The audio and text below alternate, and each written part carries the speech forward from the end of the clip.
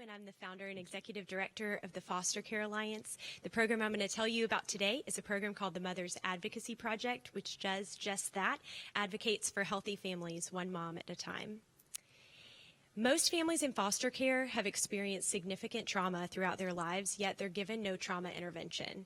We hear a lot of people talking all the time about trauma-informed this and trauma-informed that, but nobody really understands what trauma-informed care means. And even more than that, we don't have robust services for families who have had the most amount of trauma and need the most amount of trauma intervention, and yet it's a space where there's the least amount of access.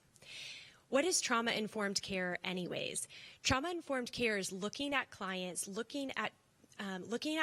as not clients, but looking at them as people and people with a story. That means that when I see you and I see your story and I hear your history and I know who you are, I no longer see the situation that you're in or the choices that you've made as being something that's prescriptive of who you are.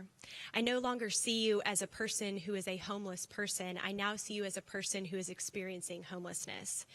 We don't, at our organization, serve drug addicts. We serve people who struggle with addiction.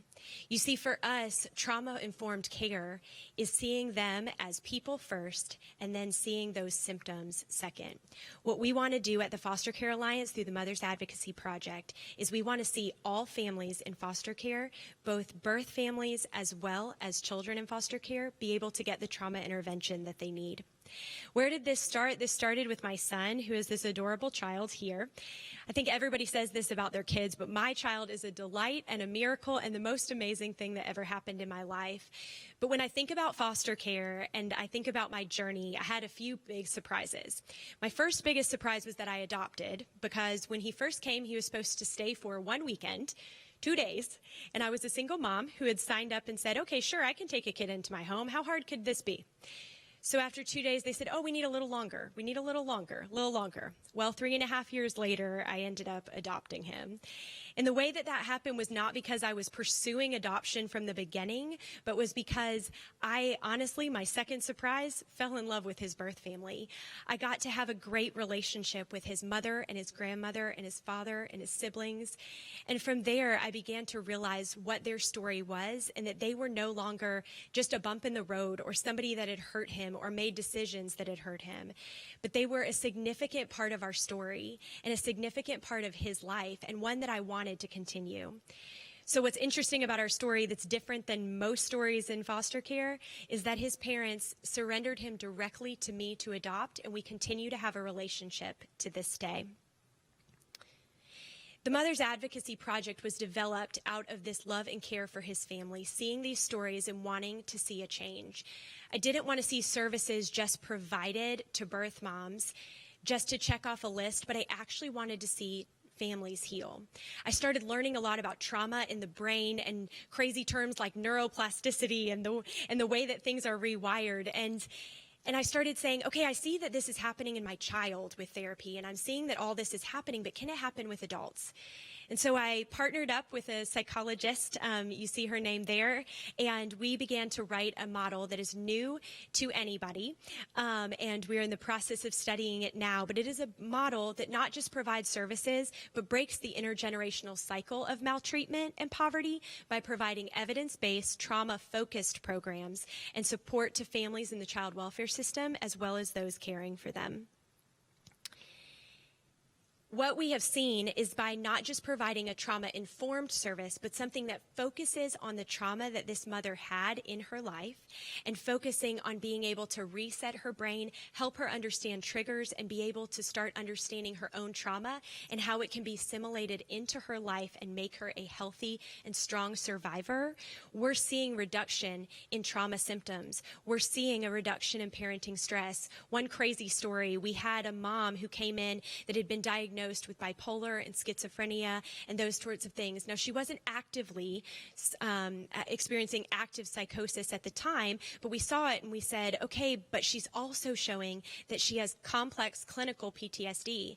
So we said, give us a try for 12 weeks, which is our trauma intervention, our first phase, and that's the therapeutic time period. And we said, give us 12 weeks, let's give it a try.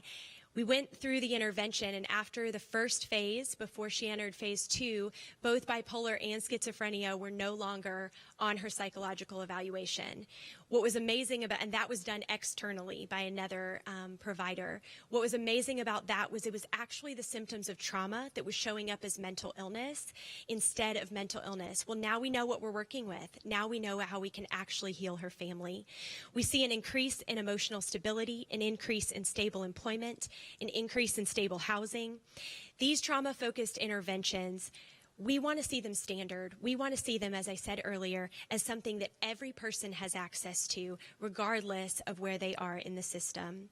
And so I would ask you to join with us. You can sponsor a family to go through our program that's 36 weeks. You can also learn more about what we do at an ice cream social we have coming up in September if you look at our website, or join our team of volunteers to mentor and support our families and continue to serve alongside our dream of making trauma-focused intervention something that's standard to every man, woman, and child that comes in contact with child welfare.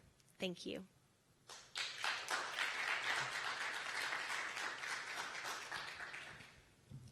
Chelsea, what an amazing idea. I'm getting inspired. Every single time I hear an idea, I'm getting inspired. One thing I love about what you're doing is not only are you trying to heal the kids, but you're also healing the parents that they come from, and I think that's amazing work. So what is your greatest tension in bringing this project to life? Yeah, I think, honestly, our greatest tension has been this idea of having to undo what people think of birth families first in order to see that they have that value. And so for us, even when we're speaking with donors, foundations, volunteers, we're having to tell them first, hey, mom isn't a criminal, that her child was here. And when you start to tell the story of, well, here's how her child was removed and why, they're like, oh, well, couldn't that have just been solved by somebody paying for daycare? We're like, oh, it could. There's lots of reasons why kids don't have to be in care. And so our numbers are going up, but we think we can fix it before kids ever come into care. Yes, I love that. So we know that one of your dreams is to create an online curriculum for the community you serve. So we reached out to our friends at OTIS Solutions, who have generously contributed a digital core strategy session.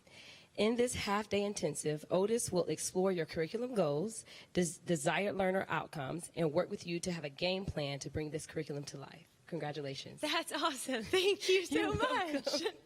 Thank you.